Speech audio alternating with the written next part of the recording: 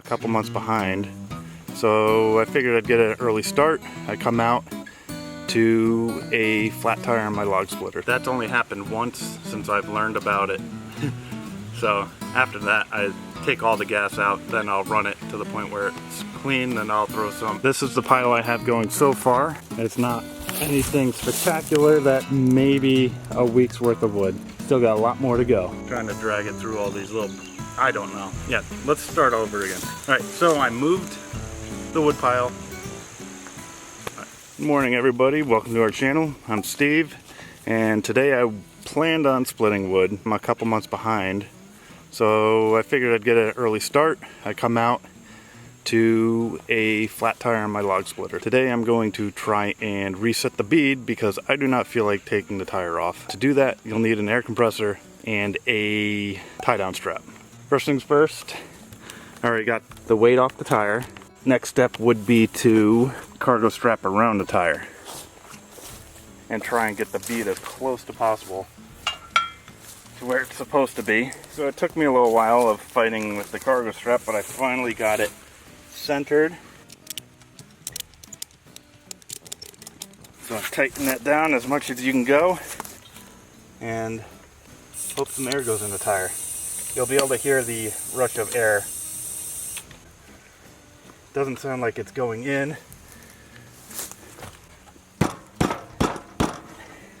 There we go.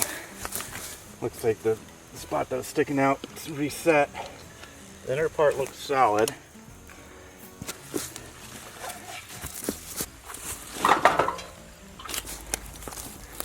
So the bead's not perfect, it still has a small leak, but I'll be able to move my log splitter over closer to my wood that I need to split for today.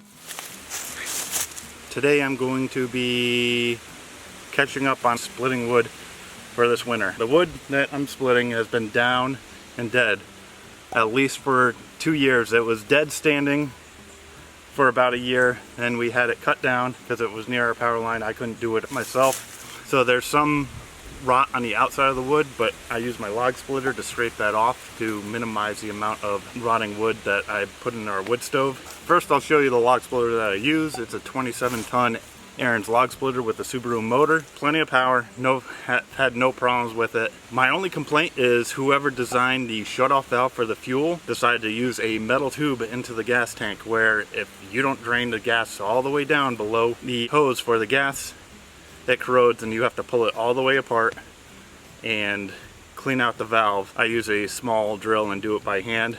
Then I blow it out with compressed air after I remove it off the carburetor, because at least the carburetor stays clean and I don't have to worry about that. That's only happened once since I've learned about it. So after that, I take all the gas out, then I'll run it to the point where it's clean, then I'll throw some seafoam, run it through. Had no problems since. Fires right up.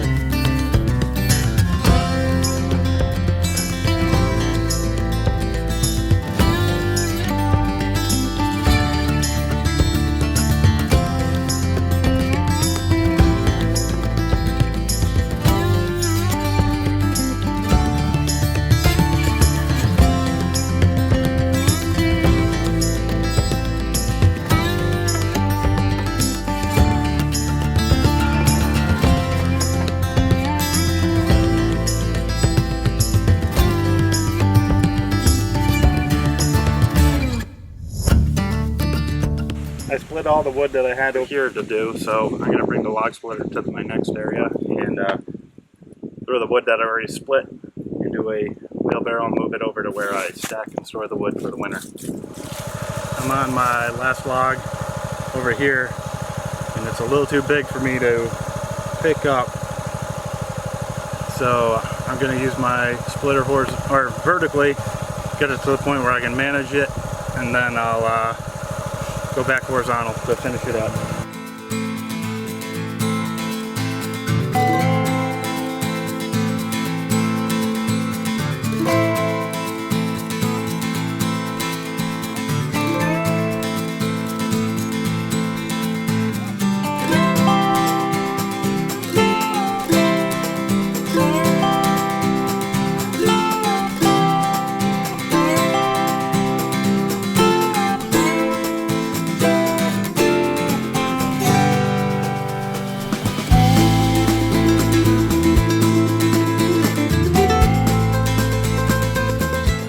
Where I had the wood stacked last year is an overgrown disaster. It is fall time, so everything's starting to die back. Shouldn't pose a problem, I hope. If it is, I'll bring the goats over and they'll feast. This is the pile I have going so far. It's not anything spectacular. That may be a week's worth of wood. Still got a lot more to go.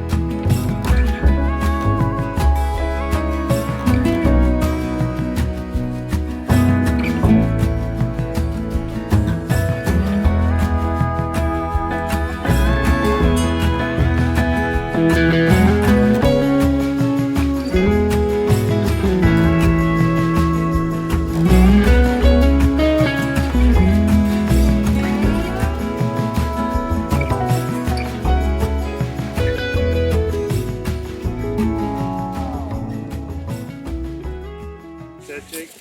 Can I help? It won't happen today, but once all this stuff is done, then we'll grab the wheelbarrow and bring it over there.